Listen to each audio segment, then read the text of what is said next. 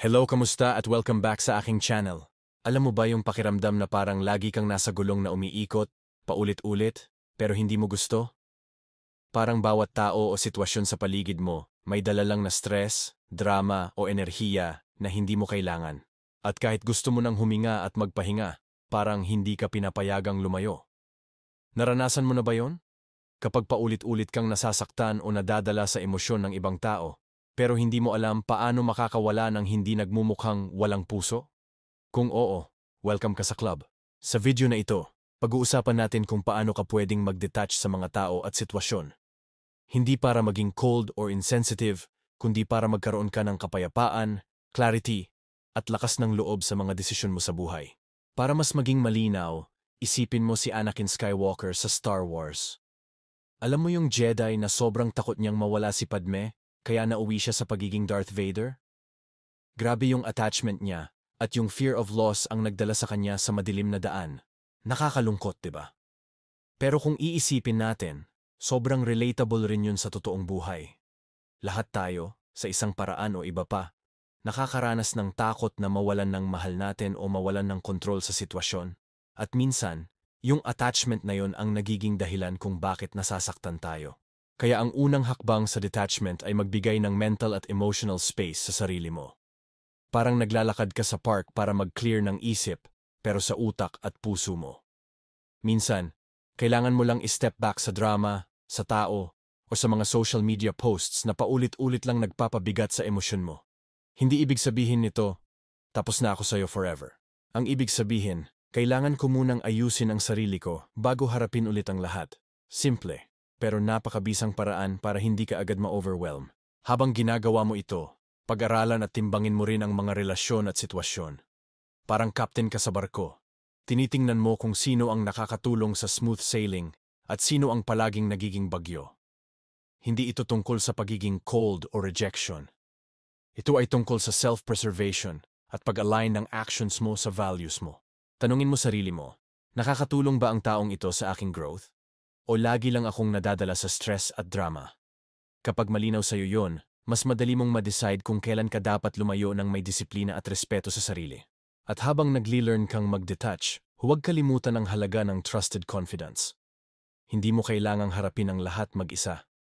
Minsan, napakalinaw ng isip mo kapag nakapagkwento ka sa taong makakaintindi sa pinagdadaanan mo. Hindi para sila ang mag-aayos ng problema mo, kundi para may reflection ka sa sarili mo. Parang Jedi, minsan kailangan mo rin ng mentor para makita mo ang tamang landas sa kabila ng takot. Habang ginagawa mo ito, maging maingat sa pagtatakda ng emotional boundaries. Maraming tao ang nagba-burnout kasi wala silang limit sa emosyon. Halimbawa, may kakilala kang laging nagko-complain o nananakit ng feelings mo. Kung hindi mo ito malimitahan, unti-unti kang mawawala sa sarili mo. Ang boundaries, hindi ibig sabihin na walang feelings ka. Ibig sabihin, natututo kang i-manage ang sarili mo para hindi ka tuluyang ma-overwhelm. Pwede mo itong gawin sa maliit na paraan.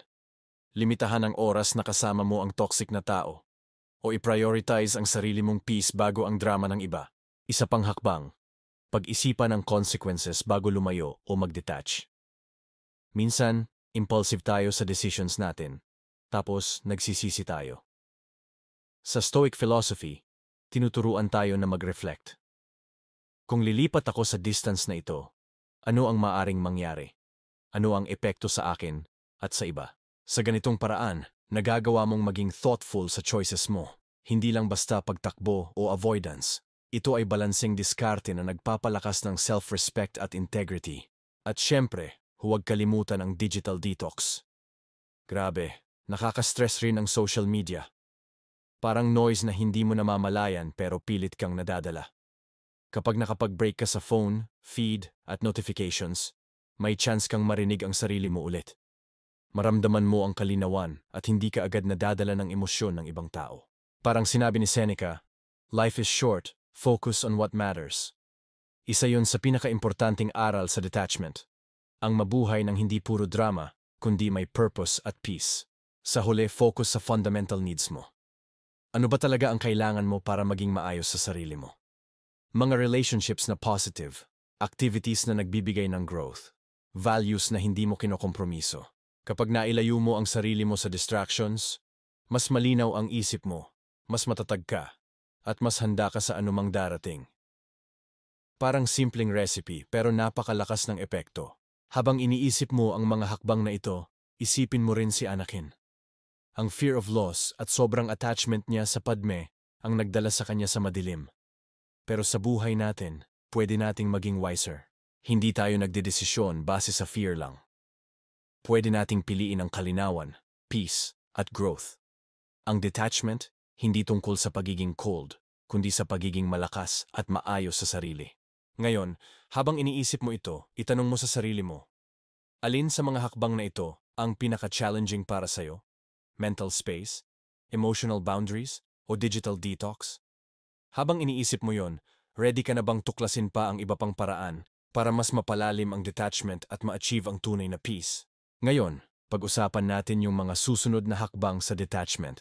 Kung sa part 1, na-focus tayo sa mental space, evaluation ng relationships, confidence, boundaries, consequences, at digital detox, dito naman, mas papalalimin natin kung paano mo ma-practice ang detachment sa araw-araw at sa totoong buhay. Kasi alam mo, ang challenge hindi lang sa pag-decide na lumayo. Challenge rin kung paano ka mananatiling maayos at balanced habang ginagawa yon. Una, pag-usapan natin ang pagkakaroon ng emotional distance sa mga sitwasyon. Marami sa atin ang nadadala kasi sobrang close tayo sa mga problema o drama ng iba. Parang nakapako tayo sa isang eksena, hindi makalabas. Kaya minsan, kailangan mo lang i-step back emotionally. Parang nagmamasid ka lang, hindi ka pa involved. Ang goal dito ay hindi pagiging cold, kundi makakita ng clarity at magkaroon ng control sa reaksyon mo. Halimbawa, may conflict sa trabaho o pamilya, imbes na sumabog agad sa galit o frustration, huminga ka muna, maglakad, o mag-break sa conversation. Sa ganitong paraan, mas malinaw ang isip mo at mas maganda ang desisyon mo. Sunod, pag-practice ng self-awareness sa emotions. Napaka-importante nito. Kailangan mong malaman kung alin sa mga nararamdaman mo ay reactive emotions, galing sa fear, insecurity, or attachment, and alin ang true reflection ng values mo. Parang simpleng exercise lang. Kapag naramdaman mo ang intense emotion, itanong mo sa sarili, bakit ko ito nararamdaman? Ito ba ay dahil sa takot na mawalan o sa totoong concern ko? Kapag na-identify mo, mas madali kang makakapag-detach ng hindi sinusuppress ang feelings mo, kundi pinapansin lang, iniintindi, at pinapasaayos sa tamang paraan. Isa pang mahalagang hakbang ay ang pag-focus sa sarili mong growth at goals. Kapag sobra kang nakatuon sa drama ng ibang tao o sa sitwasyon na hindi mo kontrolado, nawawala ang energy mo para sa sarili mo. Kaya isang paraan ng detachment ay ilipat mo ang focus mo sa mga bagay na mahalaga sa'yo. Health mo, skills mo, relationships na positive, at activities na nagbibigay satisfaction at purpose. Parang Anakin. Kung siya lang nakapokus sa Jedi training at sa values niya, baka hindi siya nadala sa dark side. Sa totoong buhay, kung alam mo kung saan pupunta ang energy mo, mas madali kang makakapag-decide kung kailan ka lalayo sa toxicity at kailan ka mananatiling present. Bukod dito, ang pagkakaroon ng structured routines ay malaking tulong sa emotional detachment. Parang anchor ito para sa isip at puso mo. Kapag may consistent na routines, gising, pagkain, work, exercise, reflection, you create a stable environment para sa sarili mo. Kapag may chaos sa paligid, hindi ka agad nadadala kasi may foundation ka na nakaset sa sarili mo. At sa ganitong paraan, hindi mo kailangan i-cut off ang lahat ng harshly. May control ka sa sarili mo habang nagde-detach. Mahalaga rin ang mindful communication sa mga tao sa paligid mo. Habang nagde-detach ka, kailangan mong i-express ng maayos ang limits mo. Halimbawa, may kaibigan o kamag-anak na palaging nagbabato ng negativity. Pwede mong sabihin ng maayos, alam mo, kailangan ko muna ng space para ayusin ang sarili ko. Balikan natin pag handa na ako. Hindi mo kailangan maging rude or insensitive. Honesty lang na may respect sa sarili mo at sa kanila. Sa ganitong paraan, nakaka-practice ka ng detachment nang hindi nasisira ang integrity mo o relasyon mo, kung appropriate pa naman. At syempre, huwag kalimutan ang value ng reflection at journaling. Parang mirror ito para sa sarili mo. Kapag sinusulat mo ang nararamdaman mo, mas malinaw ang pattern sa buhay mo, sino ang nagbibigay stress, ano ang paulit-ulit na sitwasyon, at paano ka tumutugon. Sa Stoic philosophy, ito ay parang daily review. Nagre-reflect ka sa choices mo, emotions mo, at actions mo para mas maunawaan mo kung saan kailangan mo ng detachment at kung saan pwede kang manatiling connected ng healthy. Isa pang tip, practice gratitude at positive focus. Habang nagle-detach, pwede mong mapansin na mas madali mong makita ang mga bagay na nagbibigay happiness at satisfaction sa buhay mo. Parang Anakin, kung mas nakapokus siya sa good moments at sa purpose niya, baka mas maiwasan niya ang darkness. Sa totoong buhay, kapag nagli-focus ka sa positivity at sa mga bagay na within control mo, mas natural ang detachment. Kasi hindi ka nadadala sa fear or negativity ng external factors. Habang ginagawa mo lahat ng ito, tandaan, detachment is a practice, not a one-time event. Parang muscles, kailangan i-train araw-araw. Hindi ka perfect sa simula, at may moments na dadalhin ka pa rin ng emotions o situational stress. Pero bawat conscious decision na mag-step back, mag-focus sa sarili, at mag-set ng limits, mas lumalakas ang inner peace mo. Parang sa Jedi training. Unti-unti, natututo kang kontrolin ang powers mo. Dito, powers ng emotions mo. At habang iniisip mo ito, isipin mo rin. Ang ultimate goal ng detachment ay freedom, clarity, at inner peace. Hindi ito tungkol sa pagiging cold o walang feelings. Ang detachment ay nagbibigay sa iyo ng chance na harapin ang buhay ng may purpose, stability, at wisdom, kahit may mga challenges o people na nakakapag-stress sa paligid mo. Kapag na-practice mo ito, mas magiging resilient ka, mas mapapalakas ang relationship mo sa sarili mo, at mas maayos ang decision-making mo sa buhay. Sa mga susunod na bahagi, tatalakayin natin kung paano mas lalalim ang detachment gamit ang focus sa fundamental needs at pag-prioritize ng tunay na values, pati na rin practical tips para sa daily life application. Pero habang iniisip mo ito, itanong mo sa sarili mo, saan sa mga hakbang na ito ang pinaka-challenging sa'yo? Emotional distance? Mindful communication? Journaling at reflection? O consistent routines? Ngayon, pag-usapan natin yung huling hakbang at ang pinaka-praktikal na parte ng detachment. Yung mga bagay na pwede mong gawin araw-araw para mas matibay ang inner peace mo at mas malinaw ang focus mo sa buhay. Kasi alam mo, ang challenge sa detachment, hindi lang sa desisyon na lumayo, kundi sa paano ka mananatiling grounded at purpose-driven habang nagle-let go. Isa sa pinaka-importante ay ang pagtutok sa fundamental needs mo. Tanungin mo ang sarili mo, ano ba talaga ang kailangan ko para maging maayos sa sarili ko? Hindi yung gusto lang ng iba o yung pressure ng society. Pwede itong simple lang, tamang tulog, tamang pagkain, oras para sa reflection, movement o exercise, at activities na nagbibigay sa iyo ng joy at growth. Kapag nailagay mo sa priority ang sarili mo, mas malinaw ang boundaries mo at mas natural ang detachment. Parang simpleng recipe, pero sobrang powerful ang effect. Kasunod nito, ang simplification ng life at priorities. Minsan, sobrang complicated natin ang buhay kasi gusto natin sabay-sabay gawin lahat. Trabaho, social life, family, online presence, at expectations ng iba. Pero sa Stoicism, tinuturuan tayo na less is more. Kapag tinanggal mo yung mga unnecessary distractions at nag-focus ka sa relationships, activities, at values na tunay na nakaka-nourish sa soul mo, mas malalim ang peace mo at mas madali mong ma-practice ang detachment. Hindi coldness ito. Ito ay intentional living. Habang ginagawa mo ito, huwag kalimutan ang practice ng daily reflection o journaling. Hindi lang ito para makita ang stressors sa buhay mo, kundi para mas maintindihan mo ang patterns ng reactions mo at emotions mo.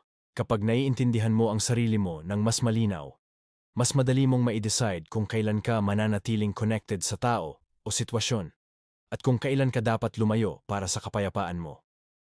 Parang Jedi training ulit, unti-unti mong natututo kontrolin ang inner powers mo dito sa mundo ng emotions at relationships.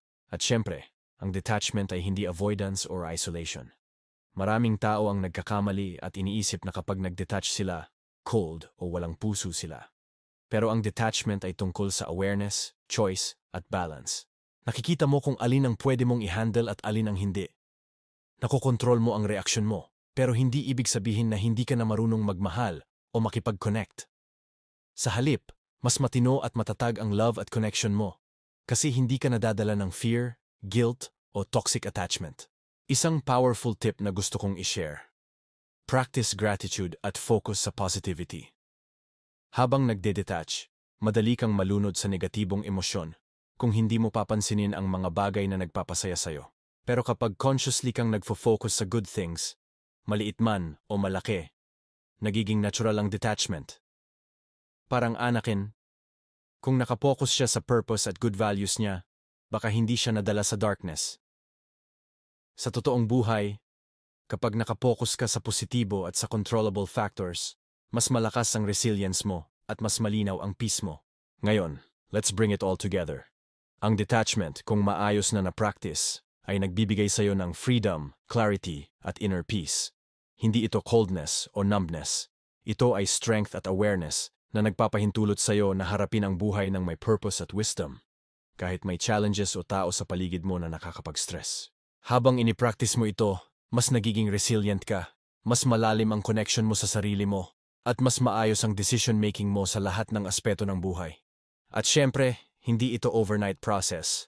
Parang muscles. Kailangan i-train araw-araw. May moments na dadalhin ka pa rin ng emotions o drama, pero bawat conscious decision na mag-step back, mag-focus sa sarili, at mag-set ng limits ay nag-i-invest sa inner peace mo. Hindi ka perfect at hindi kailangan maging perfect. Ang mahalaga ay aware ka at proactive sa choices mo. Bago matapos, gusto kong iwan sa'yo itong thought. Ang detachment ay gift na binibigay mo sa sarili mo. Hindi ito punishment o paraan para umiwas sa responsibility. Ito ay paraan para mas maging maayos, mas malaya, at mas connected sa tunay na values mo. Kapag alam mo kung paano i-detach ng maayos, mas madali mong makaka-navigate ang mga relationship, trabaho, at sitwasyon ng hindi nadadala ng fear o drama. Kaya, start small. Mag-step back sa isang sitwasyon. Mag-set ng boundary sa isang tao. Mag-focus sa sarili mong needs at priorities. Gumawa ng reflection o journaling habit.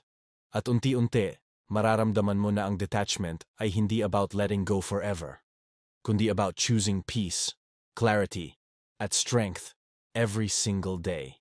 Tandaan, hindi tungkol sa pagiging perfect o hindi kailanman madedeceived. Tungkol ito sa pagiging aware, in tune sa sarili at sa mga tao sa paligid mo. Bawat experience, kahit yung painful, ay oportunidad para lumakas at maging wiser. Trust yourself. Stay grounded. At sa bawat hakbang, papalapit ka sa life na aligned sa values at purpose mo. Kung may natutunan ka sa video na ito, share mo sa comments ang mga experiences mo sa detachment, mga sitwasyon na kinailangan mong lumayo o mag-step back, at paano mo ito na-handle. Huwag kalimutan i-like ang video at subscribe sa channel para sa mas marami pang tips sa buhay, relationships, at personal growth. Remember, ang journey ay hindi laging madali, pero kapag may awareness at tamang mindset, makaka-navigate ka sa kahit anong sitwasyon. Panatilihin ang tiwala sa instincts mo, maging true sa values mo, at huwag hayaang i-pull down ka ng negativity. May challenges man, pero sa wisdom at strength mo, malalampasan mo ito. Keep moving forward, at tandaan, ang best pa ay darating pa.